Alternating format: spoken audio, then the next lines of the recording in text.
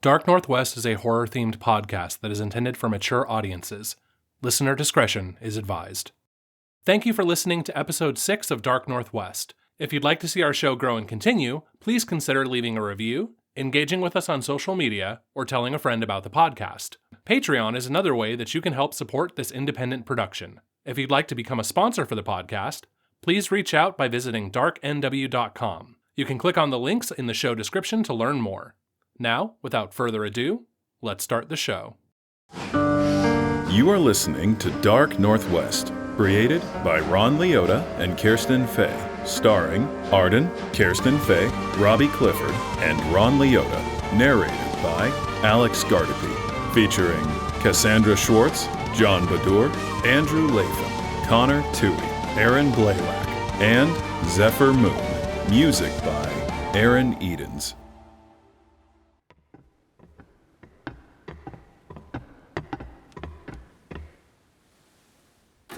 Front door opening. Creepy. Hello. Andy's mom, Lynn, welcomed her son and his friends into Andy's childhood home.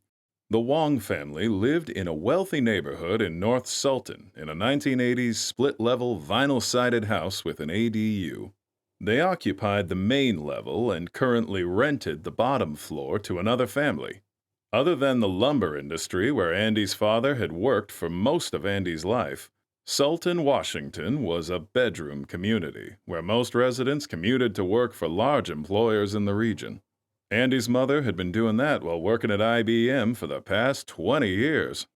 The trio moved quickly into Andy's bedroom, which was once the envy of every kid in town. He had an Xbox, a TV, and a gaming PC his uncle had built, all to himself. Framed posters of Halo and DC comics hung on his walls. Slightly dusty medals and participation trophies from various math and karate competitions were neatly arranged on his dresser. On the floor below lay Andy's suitcase, flap open, with graphic tees and other clothing articles spilling out. Andy took a seat in his rolling desk chair. Jake sat beside him on the edge of the bed. Hazel plopped into the oversized beanbag chair behind both of them. Where's your dad? I don't know. I think he's out with some of his old work buddies. They're going to watch the Sonics game later. Man, your dad's always having fun. He's way cooler than my dad. He doesn't have any friends outside of Bible study. At least your dad has church. My dad doesn't do anything except work. Anyway, wow, dude. It's been so long since we used to hang here. Your house was always the coolest. And your mom is so nice. Thanks. Yeah, I do miss being here sometimes. We didn't know how easy we had it back then, huh? Yeah. Yeah. All right, let's focus here, guys. The historian basically confirmed that there is ghost activity in Wellington. Lily found out that there were probably some deaths that went unaccounted for. Even if the ranger is related to the Monopoly Man guy, why would he care so much about the Iron Goat Trail? I want to read up on him. We don't even know what his first name is. Let me Google it. What are you searching? Well, we saw the ranger's truck. It said U.S. Forest Service on it. That means he's a federal worker, and government sector employment information is publicly available. Smart. Here we go. The USDA has an employee directory. Employee name Hill. Agency Forest Service. Great. 18 results. But when we search the page for Ranger, it narrows it down to just 2 results. And look, there's only one based out of the Washington office. That's gotta be him. Hubert Hill. Hubert? Really? And look, his email is listed. Should we email him? And say what? I don't know. It's just an idea. How about this? Dear Mr. Ranger Creepy Hubert Hill I, I hope this letter finds you poorly. I request that you make it be known by which means you are connected to the death of my dear sister. Until then, I ask you to kindly fuck off while we take it upon ourselves to discover the truth. Best regards, your worst nightmare. Wow, that's pretty good. Dude, she's kidding. I know, but that was quick. I'm impressed you came up with that just now. Oh, thanks. I'm also impressed that Andy came up with Hubert in a similar amount of time. I wonder what else we can find, what other ghost stories are out there. Here's something for Wellington Ghost Town. Not quite. Oh, here! Spirits of the Avalanche. Click here. Whoa. It says here that these people brought EVP to the area and heard voices on the playback, and even the sound of some rumbling like another avalanche was coming. Ooh, let me see. Later down, they also talk about the cold chills. Whoa. There's a link to a YouTube video. Hey YouTube, this is Chris with a K. We're at the Wellington Avalanche site. It's about midnight here in July, and we're standing outside the Old Cascade Tunnel to see what we can find. I've got Lauren here with me, who's holding the camcorder. Hey guys. I've also got night vision goggles, an EVP device, a temperature gauge, an EMF reader, and yeah, we're gonna see if we can make contact with some of the ghosts here. Be sure to give us a like if you want to see more. All right, let's get started. Hello? Hello? Is anyone here? Nothing yet on the reader. Let's go inside.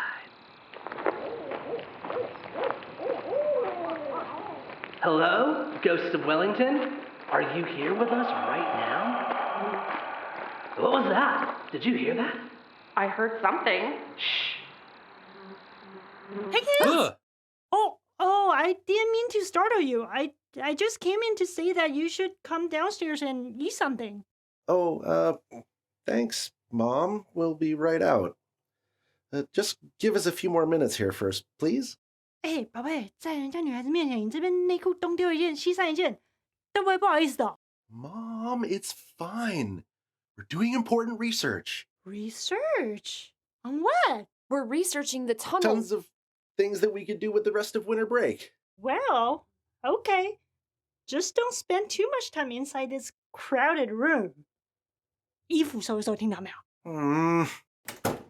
What was that about? I don't want my mom knowing what we're up to. I didn't even tell her when we went to Wellington earlier. Really? Why not? I mean, the truth is gonna have to come out eventually. Are you serious? She would be livid if she knew I went back to that site after what happened to Lily. And especially so if she knew about the grabby hands. I mean, it's not like you're telling your dad everything, right? Well, no, but he isn't really all that invested in what I'm up to anyway.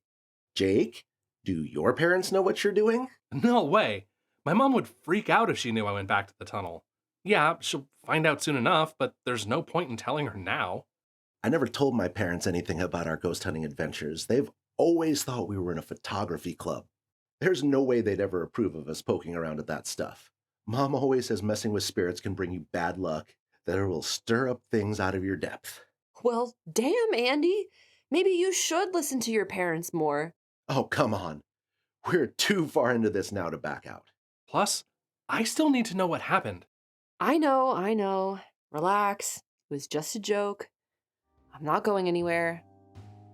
Okay, shall we continue?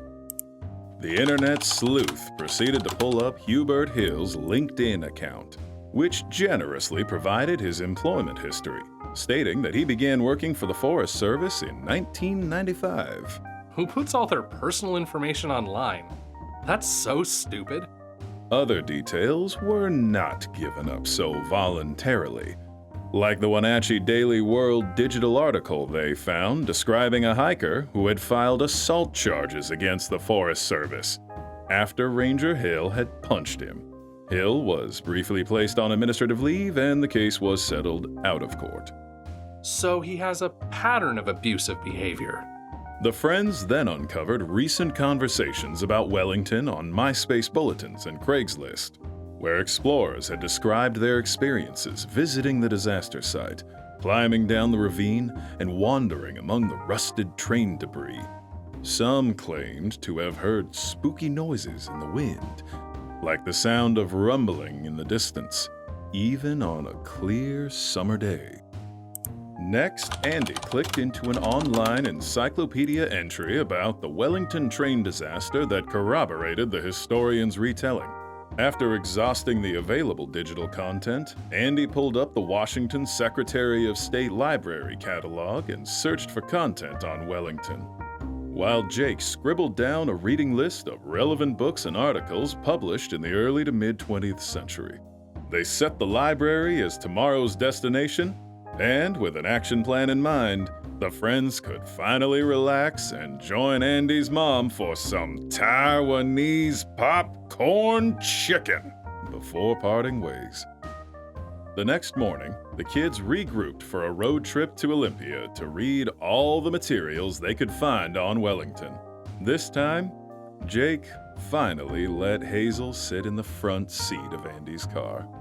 With the help of a librarian, they retrieved a 1994 listing for research opportunities at the disaster site, along with several newspaper clippings from 1910, from the Seattle Times, Everett Daily Herald, and other now shuttered newspapers describing the tragedy and identifying possible culprits. They flipped through a memoir written by a survivor at Wellington, who claimed to have predicted the avalanche from his telegraph tower, and had even warned Superintendent O'Neill days in advance. They read an address from James J. Hill announcing the opening of the new Cascade Tunnel in 1929. That discovery led them to a rare copy of schematics published in 1907 by the engineers at the Old Cascade Tunnel. The blueprints highlighted the lack of ventilation the historian had mentioned, along with other tunnel features like several timber-framed utility rooms that had been excavated from the tunnel walls during construction. Once all materials had been read, Andy, Jake, and Hazel began their drive back to Sultan, when Andy had a sudden revelation. Guys, I think I'm starting to piece it all together. To better understand all they had discovered, we'll have to take a trip back to that fateful time. It was Friday, February 25th, 1910, in a remote town in the Cascade Mountains west of Stevens Pass, Washington, where the passengers aboard the Seattle Express train were waking up after a slow and stormy winter morning. Good morning. Morning? It's nearly afternoon. Where are we? Wellington. Still? I thought we were due to leave already. Why aren't we moving yet? Look around you. We're stuck behind fresh slides? What did they say? That we'd be on our way again in a jiff. What a load of baloney. That's the same thing they told us when we first got stuck at the other end of this tunnel. It gets worse. You remember the chef and his waiter? Yeah, the men who served us while we sat tight the first time? What about them? An avalanche struck the station early this morning. Both of them have passed on. They bit the dust. Shh, Jordy. Good God, that's horrific. And to think we would have been caught in it as well if we'd stayed just a few hours longer. Mm-hmm. And this spot doesn't look much more promising. Take a look at this mountain we're up against. Even when I crane my neck all the way back, I can barely see the top from here. Big mountain. White mountain. Yes, honey. Shh. It's not looking so good. The conductor says every man in Wellington is on shoveling duty right now. Plus, some more are coming up from Scenic. Seems like hundreds of men are pegging away at these plows up and down the train line. I awfully hope they can shovel faster than it's coming down. This storm hasn't let up in days. We had better get moving, and quickly. We'll be at a real pinch if another avalanche comes down while we're perched here on this hill. Then the restaurant workers won't be the only ones to kick the bucket thanks to this storm. Stop! You're scaring the children. I don't give a continental. We need to get out of here. I'm going to talk to the conductor.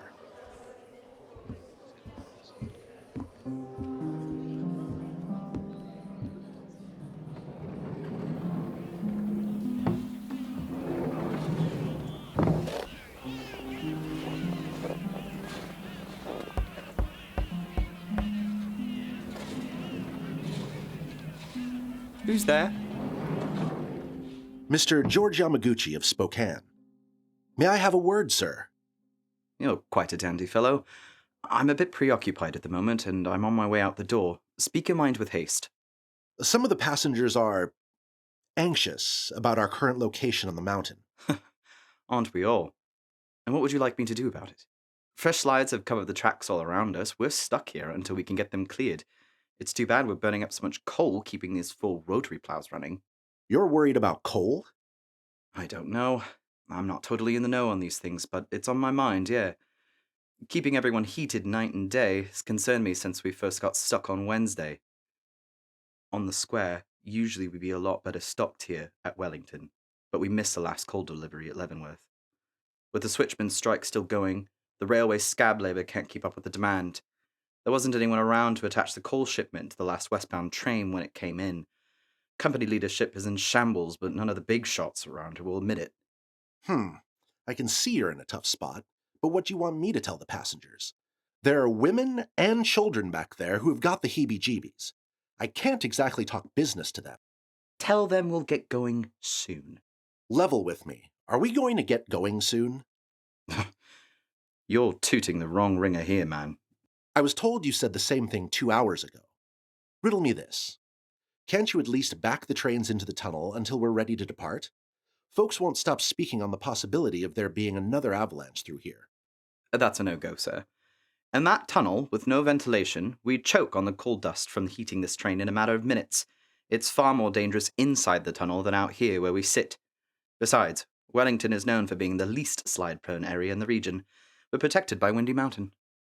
You mean the one with the sheer cliffside and burnt tree stumps beside us? With that precarious shelf of snow above our heads? Are you off your hinges? Look, I'll try to assuage the passengers for now, but I don't know how much longer they'll keep quiet. They want to see someone take meaningful action. Let me be frank with you. What do you do for work, sir? I'm a seller of groceries and dry goods. Well, I'm a train conductor, not an avalanche expert. This storm is out of my league. Superintendent O'Neill said that he's never seen it snow in the Cascades for more than 3 consecutive days before. Even the hotel keeper says there's not been a storm so bad in the 18 years he's worked here. We're on some hard luck right now. Now, you don't have to go back to the passenger car, but there's nothing more I can do for you at the moment. I must leave now. All right. Toodaloo for now. As George flunked out with the conductor, the news of the avalanche at the Cascade Tunnel station had traveled west to Windy Point, where, just outside Scenic, Superintendent James H. O'Neill, who was working with the double rotary snowplow, learned about the 2 worker deaths. Aye, my. With this heavy snowpack plus warm temperatures and high winds, it's no wonder more slides came down. This is quite the nasty jar we're in. I need to telegraph the coroner and let him know about the bodies. But the wires are still down at Scenic, so I've got to hike up to Wellington. Blackburn, you're in charge until I return. Beware of the passengers up there, sir. They'll give you a pain if you suggest they'll be further delayed to Seattle. And there will also be the wrath of the mail workers. I'm less concerned about the passengers' comfort right now versus how they'll fare on their way down to Skykomish in Seattle. So long as these temperatures keep rising, it's a fine kettle of fish we have here. If the Cascade Tunnel station is really gone, then we're down to 3 working rotaries. The coal supply is also dwindling. Those Northern Pacific bastards have cornered the market, so our chief dispatcher is foraging coal from any disabled plow or locomotive he can find around here. I'm told there's a stash of coal cars at Merritt. Once Harrington's crew clears the tracks going east, we'll have a few more options. I'll try not to think of all the coal he'll burn getting up to Wellington. I estimate that we'll get these trains moving again after 2 days' work. I'll be back tomorrow, Blackburn. Sit tight. Keep your eyes peeled out there. Slides are likely to be washing out the tracks all along the line. Fair point. As for you, look alive in front of these temporary laborers.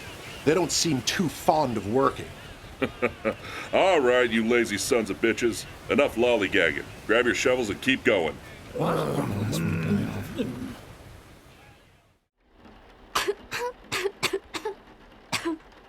He's sounding worse by the hour. What did you say is his ailment? Jordy was born with congenital heart disease. We're on the way to see a cardiologist in Seattle. We had booked an urgent appointment with the doctor. Now, I don't mean to snoop, but where is his father? Jordy's father left us when he finally accepted that Jordy wasn't going to get any better. You're kidding. Afraid not. He was so enthusiastic at first, traveling to specialists all across the Northwest, even as far as Vancouver. But reality turned out to be too hard a pill to swallow for him. Oh, I'm so sorry to hear that, dear. And to think they call us the sentimental ones. How are you getting by? We've been staying with my mother for a couple of years now. She must miss you something awful. My husband is probably getting the screaming meanies over my absence. You know, that man can't do a thing by himself. Our 51st anniversary is March 3rd. I need to telegram him and my daughter, but the wires have been on the fritz after the slide this morning. The conductor said they should be back up soon. I'm really starting to sour on his empty words. I think that conductor doesn't know beans. He is way out of his depth here. He even admitted that much to me. He's a square fella, but he's definitely not the big cheese around here. What are you suggesting? That we speak directly with the superintendent. We can petition him to get this train to safety while we wait for the railway to be cleared.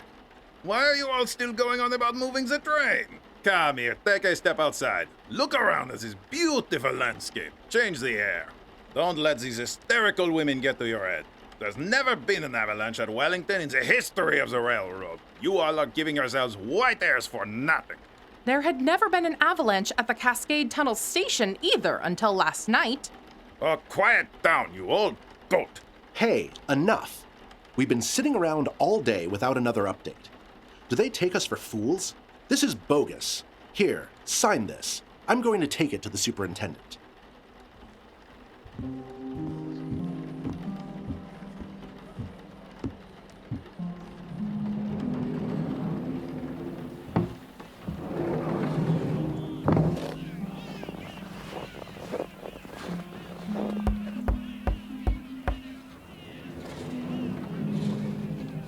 Who are you? Earl Longcoy, sir. Stenographer to the superintendent. Where's the superintendent? He is out right now, sir. I can take your message for him. Can I start with a name? Mr. George Yamaguchi. I have a written petition from the passengers requesting an audience with Superintendent O'Neill. The superintendent is busy as a one-armed paper hanger with a barber's itch, sir. Mr. O'Neill is among the railmen working the snowplows 24 hours a day to clear the tracks. With all due respect, Mr. Yamaguchi, he doesn't have time to talk to any concerned passengers right now. When he's not busy trying to get you all off this mountain, he's catching up on some much-needed rest. Look, son, cut the rigmarole and show some decorum here. We're demanding to speak with the superintendent. Would you kindly notify Mr. O'Neill of our request that he come over tonight? Absolutely, sir. I will pass along your message. Okay, then. Thank you. Later that night. It's 10 o'clock. Where is he? Mommy, my tummy hurts. I know, baby. I don't know how much longer we can wait. How does a wise guy like this end up running an entire regional division of a major American railroad? We can try again in the morning. Try and get some rest until then. I can't believe they're still sidelighting us. Do they not realize what kind of quality people are aboard this train? I mean, we've got attorneys, real estate men, an engineer, and some salesmen. Once we get off this train, this company is finished. The next morning. We've been at this for 36 hours straight. And what's the result of it, eh? We're risking everything out here to rescue one bloody rotary plow. And what happens when we need to be rescued? For 15 cents an hour, I can do a lot better than this. After paying for food and lodging, I only take home $2 a week. And for what? For my clothes to be soaking wet the entire time and to get yelled at all day? It ain't right. We ought to strike like those switchmen too, you know. They're just asking for a 6-cent an hour raise. President Hill's a damn leech.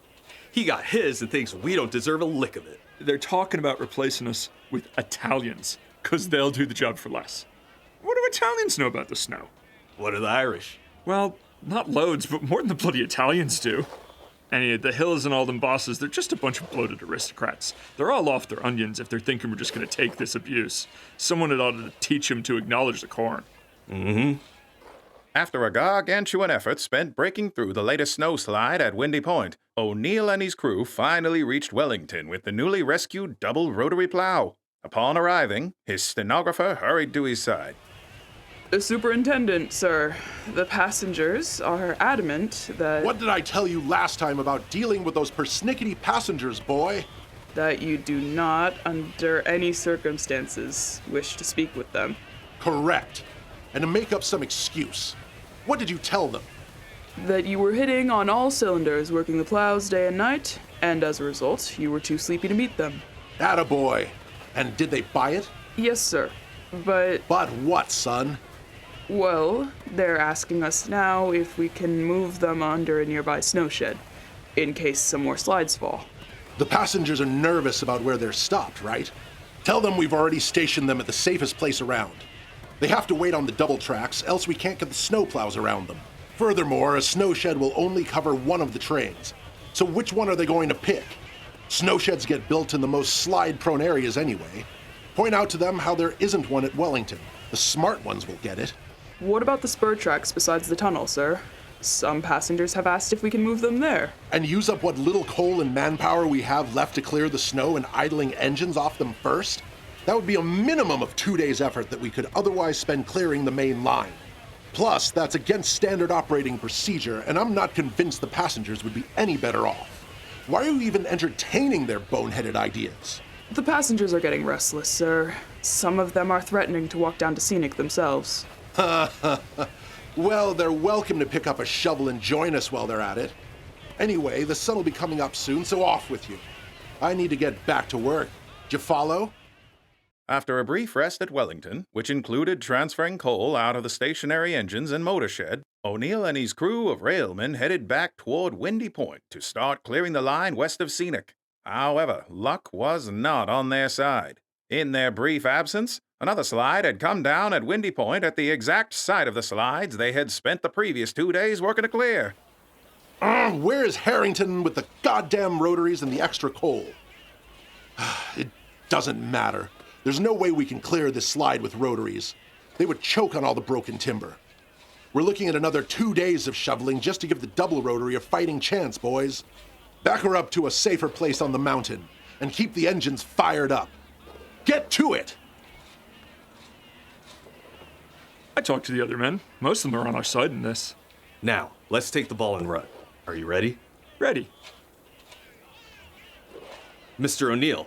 Sir. What is it? We laborers. We're out here breaking our backs and risking our lives, with no end in sight. We believe our expertise is a valuable asset to the Great Northern Railway Company, and thus, we demand a raise to 50 cents an hour. Quit your tomfoolery. That's outrageous for unskilled labor. Unskilled, eh? Guess he doesn't really need us after all. You're replaceable, all of you. There are more men on their way. With that attitude, you'll be out of a job in no time. 50 cents, or we're out. I'm telling you straight. How dare you turn your backs on the passengers trapped up there? Where's your decency, man?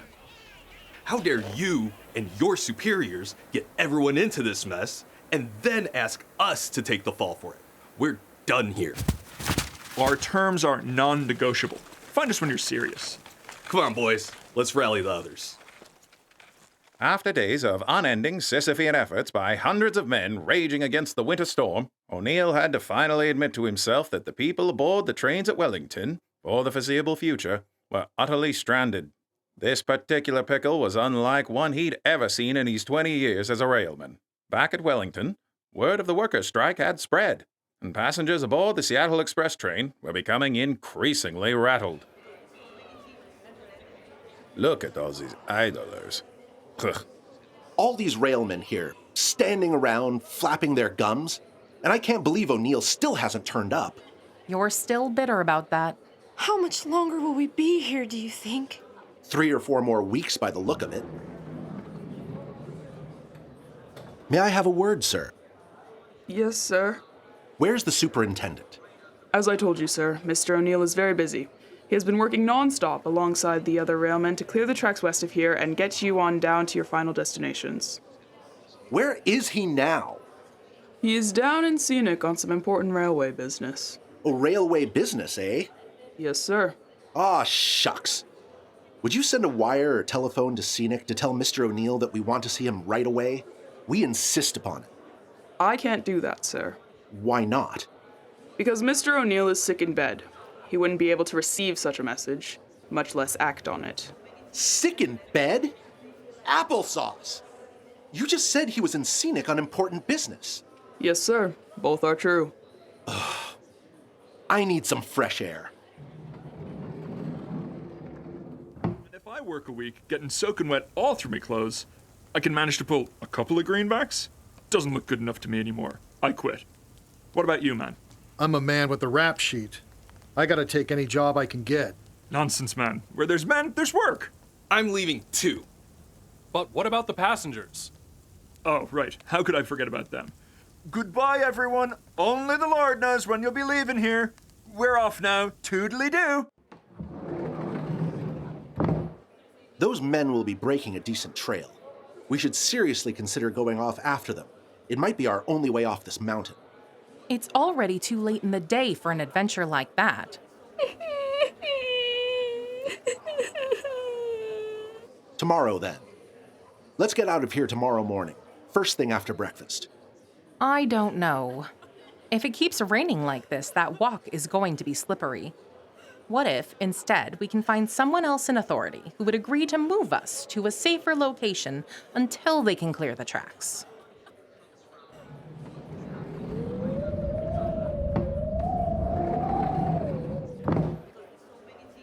Good afternoon.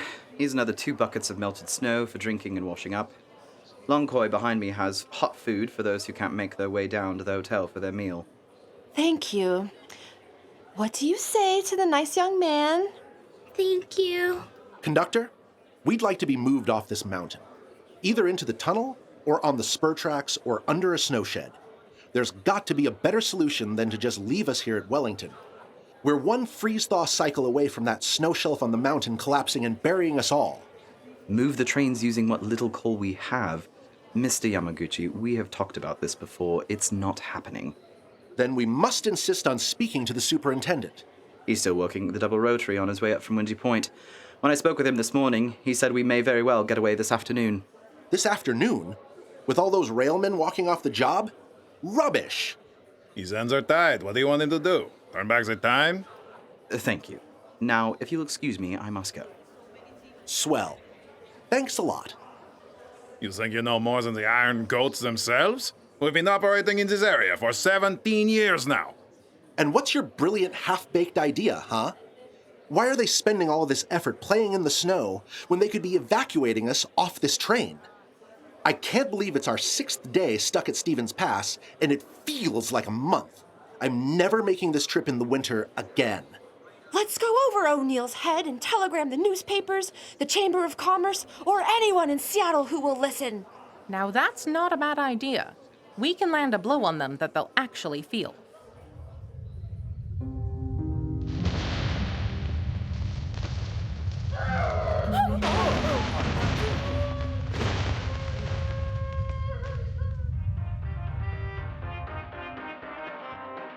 Thank you for listening to this week's installment of Dark Northwest. Tune in next week for the exciting conclusion of the harrowing tale of Wellington, Washington.